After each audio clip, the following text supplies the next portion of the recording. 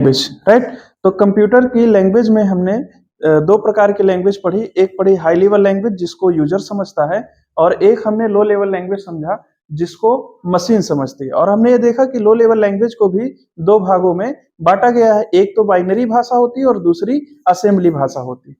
लेकिन कंप्यूटर हमारा जो है वो सिर्फ 0 और 1 को समझता है, मतलब कि वो सिर्फ बाइनरी लैंग्वेज समझता है, बाइनरी के अगला वो कुछ समझता नहीं है।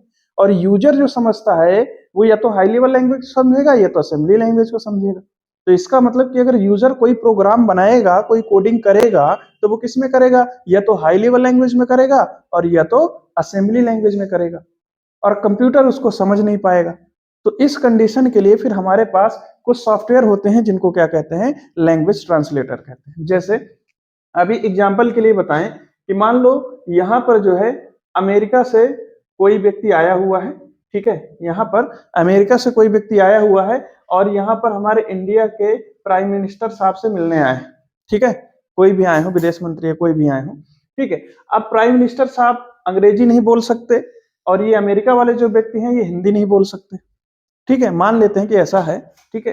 तो अब ये अगर अंग्रेजी में कुछ बोलेंगे तो इनको समझ में आएगा क्या? नहीं आएगा। और अगर ये हिंदी में कुछ बोलेंगे तो इनको समझ में नहीं आएगा।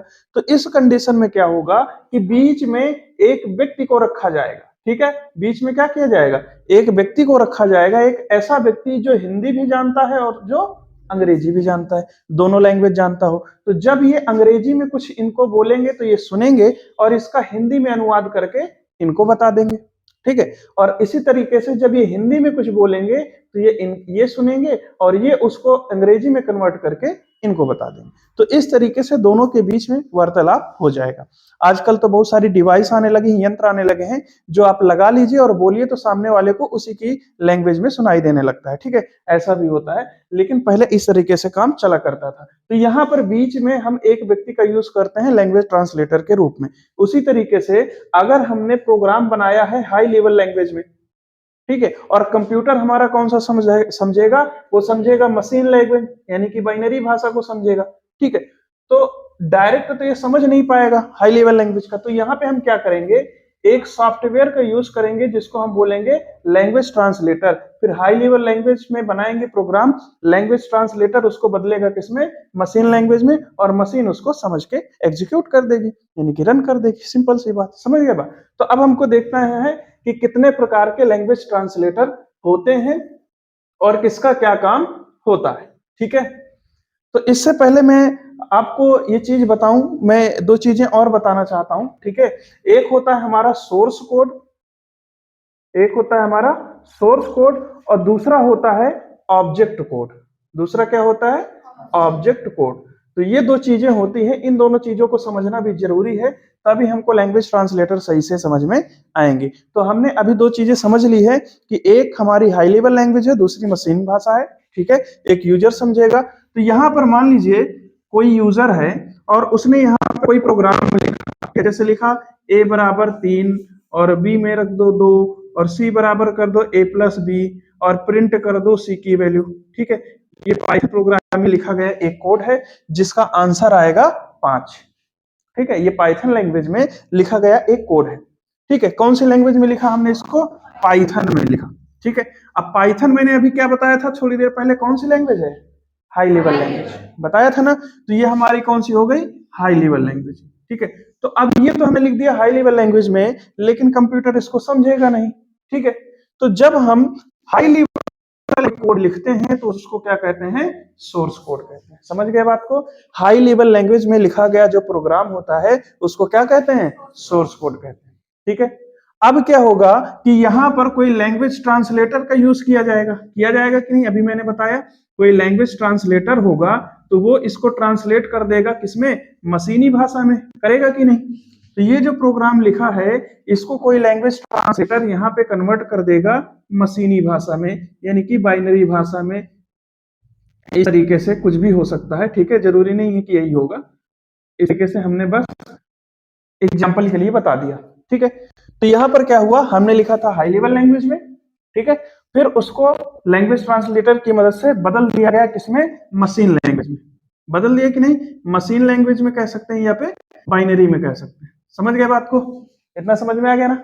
अब देखिए क्या है, यहाँ पे हाई लेवल लैंग्वेज में लिखे गए कोड को हम क्या कहते हैं, सोर्स कोड। और जब उस हाई लेवल लैंग्वेज में लिखे गए सोर्स कोड को लैंग्वेज ट्रांसलेटर के द्वारा मशीन भाषा में बदल दिया जाता है तो इसको क्या कहते हैं, ऑब्जेक्ट कोड कहते हैं। ठीक है, तो सीधी सी बात समझ में आ गई कि अगर हाई लेवल लैंग्वेज में कोई प्रोग्राम लिखा है तो वो हमारा क्या होगा, सोर्स कोड, और जब उसको मशीन भाषा में बदल दिया जाएगा तो वो क्या कहलाएगा, ऑब्जेक्ट कोड। तो ये दोनों क्लियर हो गए आपको, ठीक है, ये नोट कर लो फिर आगे बताता हूँ। और ऑब्जेक्ट कोड, किसी का कोई प्रश्न तो नहीं है अभी, ठीक है। अब बात करते हैं लैंग्वेज ट्रांसलेटर कितने प्रकार के होते हैं।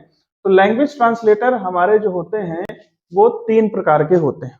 ठीक है, कितने प्रकार के होते हैं, 3 प्रकार के होते हैं। कौन कौन से होंगे, तो पहला जो हमारा लैंग्वेज ट्रांसलेटर है वो है हमारा कंपाइलर। ठीक है, अब पहला दूसरे से कोई मतलब नहीं है, आप किसी को कहीं लिख दो, कोई दिक्कत नहीं। एक है कंपाइलर और दूसरा हमारा होता है, उसको बोलते हैं इंटरप्रेटर। क्या बोलते हैं, इंटरप्रेटर। और एक तीसरा होता है जिसको हम बोलते हैं असेंबलर। इसको क्या बोलते हैं, असेंबलर। ठीक है, तो 3 तरह के हमारे लैंग्वेज ट्रांसलेटर होते हैं, कंपाइलर, इंटरप्रेटर और असेंबलर। अब तीनों के बारे में बात करें तो देखो, हमने एक चीज समझा है कि हमको जो कोड चाहिए वो कौन सी भाषा में चाहिए कंप्यूटर को समझने के लिए, मशीन भाषा में।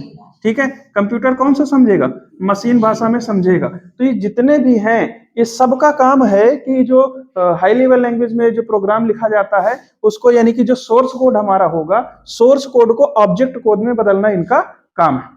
ठीक है, ये सब तीनों का काम क्या है, सोर्स कोड को ऑब्जेक्ट कोड में बदलना काम है। अब कौन सा किस तरीके से बदलता है ये बात इनको अलग करती है। ठीक है, जैसे यहां पर मान लीजिए हम वही प्रोग्राम लिख देते हैं जो अभी मैंने थोड़ी देर पहले आपको दिखाया था। ठीक है, यहाँ पर लिख दिया a बराबर 5, ठीक है, b बराबर 3, c बराबर a प्लस बी, और प्रिंट कर दिया c की वैल्यू। ठीक है, मान लीजिए इस तरह से है। अब मान लो कि यहाँ पे हम कंपाइलर का यूज कर रहे हैं थोड़ी देर के लिए, किसका यूज कर रहे हैं, कंपाइलर का यूज कर रहे हैं। तो ये भी इसको किस में बदलेगा, ऑब्जेक्ट कोड में बदलेगा कि नहीं, किस में बदलेगा, ऑब्जेक्ट कोड में बदलेगा। तो ये ऑब्जेक्ट कोड में जब इसको बदलेगा तो ये कैसे बदलता है, हमारा जो कंपाइलर होता है कोड को एक बार में लेकर के कन्वर्ट कर देता है किसमें, ऑब्जेक्ट कोड में। ठीक है, हमारा जो कंपाइलर है ये पूरे कोड को एक बार में किसमें कन्वर्ट कर देता है, ऑब्जेक्ट कोड में कन्वर्ट कर देता है। ये बात समझ में आ गई। ठीक है, हमारा कंपाइलर क्या करेगा, पूरे कोड को एक बार में करेगा। और अगर इस कोड में कहीं पे गलती है कुछ तो फिर वो जो है एरर बताएगा, वो ऑब्जेक्ट कोड में कन्वर्ट करने के लिए एरर बताएगा कि इसमें कुछ गलती है, पहले उसको सही करिए तब आगे बढ़ेंगे। ठीक है, उसके बाद बात करते हैं यहाँ पर इंटरप्रेटर की। तो जो इंटरप्रेटर होता है ये क्या करता है, यहाँ पे दूसरे नंबर पे यही बना देता हूं मैं। ठीक है, कि यही हमने प्रोग्राम यहाँ पर लिखा। ठीक है, a बराबर 3 लिख दिया मान लो, b बराबर 5 लिख दिया, और c बराबर a प्लस बी कर दिया, और यहाँ पे प्रिंट c। ठीक है, मान लो ये हमने कोड लिखा और यहाँ पे हमने इंटरप्रेटर का यूज किया। किसका यूज किया, इंटरप्रेटर का यूज किया। तो ये भी ऑब्जेक्ट कोड में बदलेगा, ऑब्जेक्ट कोड में बदलेगा। लेकिन ये क्या करता है, एक एक लाइन करता है, पहले इसको करेगा, फिर इसको करेगा, फिर इसको करेगा, फिर इसको करेगा। एक एक लाइन करके ये क्या करता है, ऑब्जेक्ट कोड में बदलने का काम करता है। अगर सारी लाइनें सही है तो सबको कर देगा, और अगर मान लो 2 लाइन सही है तीसरी गलत है तो तीसरे में वो अटक देगा और वहां पर एरर बताएगा। ठीक है, हमने क्या पढ़ा, लैंग्वेज ट्रांसलेटर 3 होते हैं, कंपाइलर, इंटरप्रेटर और असेंबलर। कंपाइलर क्या काम करता है, जो हमारा सोर्स कोड होता है या जो हमारा हाई लेवल लैंग्वेज में लिखा गया प्रोग्राम होता है उसको ऑब्जेक्ट कोड में एक बार में ही कन्वर्ट कर देता है। ठीक है, ये क्या करेगा, ये एक बार में कन्वर्ट करता है पूरा कोड। ठीक है, पूरा कोड एक बार में कन्वर्ट करेगा। और ये क्या करता है, जो इंटरप्रेटर होता है, तो ये जो हाई लेवल लैंग्वेज में लिखा गया कोड होता है या सोर्स कोड होता है, इसको कैसे कन्वर्ट करता है, लाइन बाय लाइन करता है। कैसे करता है, लाइन बाय लाइन करता है, मतलब एक एक लाइन करके कन्वर्ट करता है। दोनों समझ में आ गए कि नहीं आ गए। ठीक है, अब इसके बाद से तीसरे नंबर में हमारा आता है असेंबलर। ठीक है, कौन सा आएगा, असेंबलर। तो ये क्या करता है, इसके नाम से ही समझ में आ रहा होगा कि अगर हमने असेंबली भाषा में कोई कोड लिखा है, ठीक है, यहाँ पे किस भाषा में कोड लिखा है, असेंबली भाषा में कोई कोड अगर हमने लिखा है तो असेंबली भाषा से मशीन भाषा में कन्वर्ट करने के लिए इसका यूज किया जाता है। ठीक है, क्लियर होगी ना। तो हमने पढ़ा लैंग्वेज ट्रांसलेटर 3 है, कंपाइलर जो पूरे सोर्स कोड को एक बार में ऑब्जेक्ट कोड में बदल देता है, इंटरप्रेटर सोर्स कोड की line by line object code में बदलता है, और असेंबलर असेंबली भाषा को मशीन भाषा में कन्वर्ट करने का काम करता है। क्लियर हो गया? अब किसी को कोई प्रॉब्लम, कोई प्रश्न? ठीक है।